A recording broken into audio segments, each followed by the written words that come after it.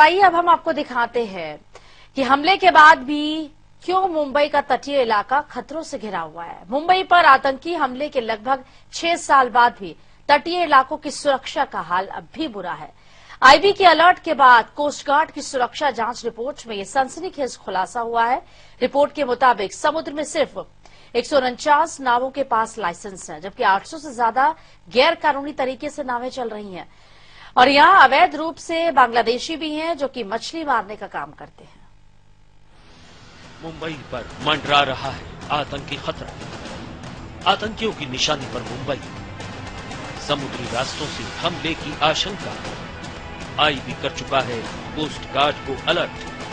भगवान भरोसे समुद्री तट। ये तस्वीरें माया नगरी मुंबई के तटीय इलाकों की है। मछुआरों और उनकी बोटों से हमेशा गुलजार रहने वाले ये इलाके सुरक्षा के दृष्टिकोण से बेहद संवेदनशील है।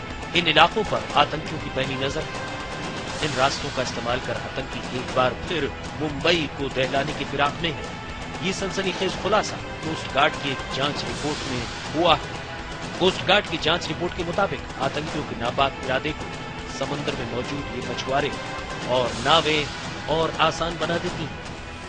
दरअसल मुंबई पर 26/11 हमले के बावजूद आज भी इन इलाकों में सैकड़ों नावें बिना नाम और नंबर की चल रही हैं। इससे भी ज्यादा चौंकाने वाली बात यह है कि इन नावों पर काम करने वाले ज्यादातर मछुआरे बांग्लादेश, नेपाल, यूपी, झारखंड और बिहार के हैं, जिनके पास किसी तरह का कोई आइडेंटिटी कार्ड नहीं है।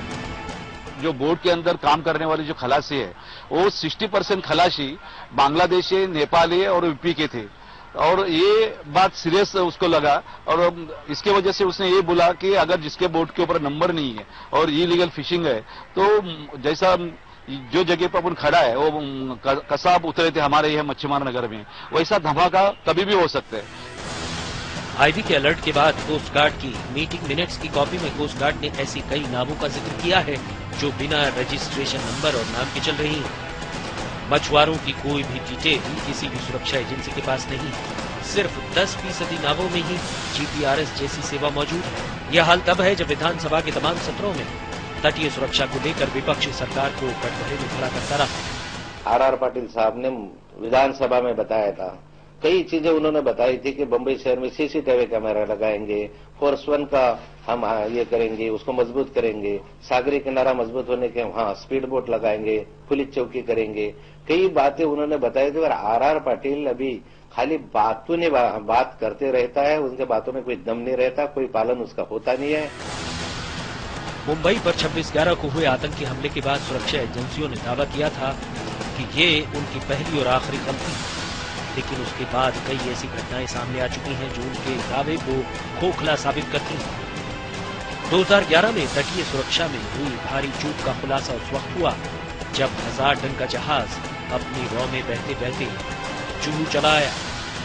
खुद आईबी इस बात का खुलासा कर चुकी है कि लश्कर के आतंकी ओएनजीसी स्टेशन और तारापुर कोस्टल रडार स्टेशन की रेकी करके जा चुके हैं। मुंबई हमले के बाद सरकार ने तटीय सुरक्षा को चुस्त दुरुस्त करने की योजना के तहत तटवर्ती राज्यों को आधुनिक गश्ती नौकाएं देने, तटीय थाने और पुलिस चौकियां खोलने, मछुआरों को पहचान पत्र देने और नावों का रजिस्ट्रेशन कराने का ऐलान किया, मगर कई साल बाद भी ये काम पूरा नहीं हो पाया है।